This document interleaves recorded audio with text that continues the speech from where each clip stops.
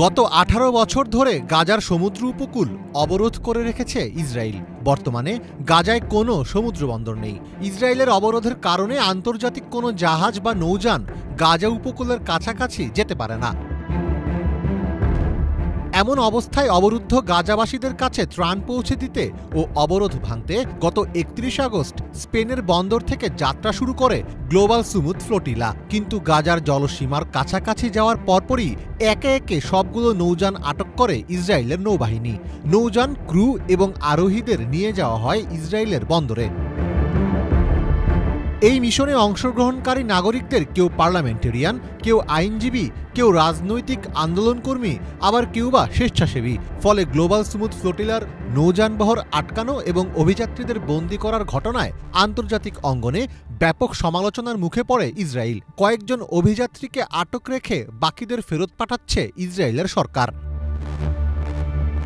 ইতিমধ্যে সুইডিশ জলবায়ু আন্দোলনকর্মী Greta Thunberg সহ গ্লোবাল সুমুদ ফ্লোটিলার শতাধিক অভিযাত্রীকে গ্রিসে ফেরত পাঠানো হয়েছে। 6 অক্টোবর 161 জন আন্দোলনকারীর একটি ফ্লাইট এথেন্সে এসে পৌঁছায়। তাদের মধ্যে থুনবার্গ সহ আরও প্রায় 20টি দেশের নাগরিক ছিলেন। গ্রিসে পৌঁছানোর পর গ্রেটাদের বরণ করে নেয় ফিলিস্তিনপন্থী উল্লসিত জনতা। সেখানে গাজার পরিস্থিতি জানাতে সাংবাদিকদের সাথে মিলিত হন তারা। নিজের বক্তব্যে সহযাত্রীদের ওপর হওয়া নির্যাতনের বর্ণনা দেন গ্রেটা। আমি আসলে কি বলবো জানি না, কারণ আমরা যাই বলি না কেন আমাদের সরকারগুলো কোনো পদক্ষেপ নেবে না। ইসরায়েলি বাহিনী শুধু আমাদের আটক করেনি, তারা আমাদের মরুভূমির কারাগারে নিয়ে নির্যাতন করেছে। আমাদের সাথে যা হয়েছে তার চেয়ে অনেক ভয়ঙ্কর কিছু হচ্ছে গাজাবাসীদের সাথে। ইসরায়েল একটি পুরো জনগোষ্ঠীকে, একটি পুরো জাতিকে আমাদের চোখের সামনে মুছে ফেলার চেষ্টা করছে। গাজায় মানুষ যখন অনাহারে আছে, তখন সেখানে মানবিক ত্রাণ পাঠানোর প্রচেষ্টায় বাধা দিয়ে তারা আবারও আন্তর্জাতিক আইন লঙ্ঘন করেছে।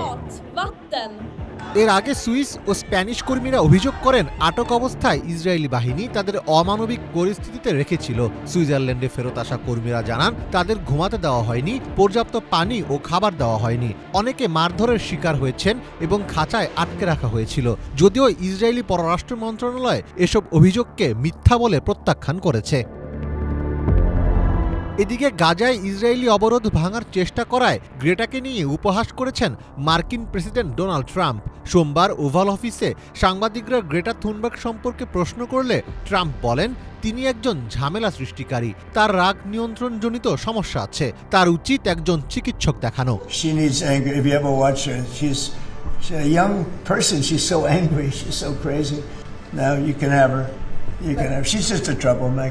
এই মন্তব্যের পর ট্রাম্পকে রীতিমতো ব্যঙ্গ করে জবাব দিয়েছেন গ্রেটা। সামাজিক মাধ্যমে এক পোস্টে ট্রাম্পকে খোঁচা দিয়ে গ্রেটা বলেন, রাগ নিয়ন্ত্রণজনিত সমস্যা মোকাবিলার জন্য আপনার কাছে যদি কোনো পরামর্শ থাকে তবে আমি তা বিনয়ের সঙ্গে গ্রহণ করব, কারণ আপনার দুর্দান্ত ট্র্যাক রেকর্ড দেখলেই বোঝা যায় আপনি নিজেও সম্ভবত একই সমস্যায় ভুগছেন। গ্রেটা ও ট্রাম্পের মধ্যে অনেকদিন ধরে অনলাইনে কথার লড়াই চলছে। তারা প্রায়ই একে অপরকে ব্যঙ্গাত্মকভাবে আক্রমণ করেন। 2018 সালে শুরু করা ফ্রাইডেস ফর ফিউচার আন্দোলনের মাধ্যমে বিশ্বজুড়ে পরিচিতি পাওয়া গ্রেটা এখন মানবিক সহায়তার কাজেও যুক্ত হচ্ছেন। মীর ফজলে রাব্বি, বাংলা ভিশন।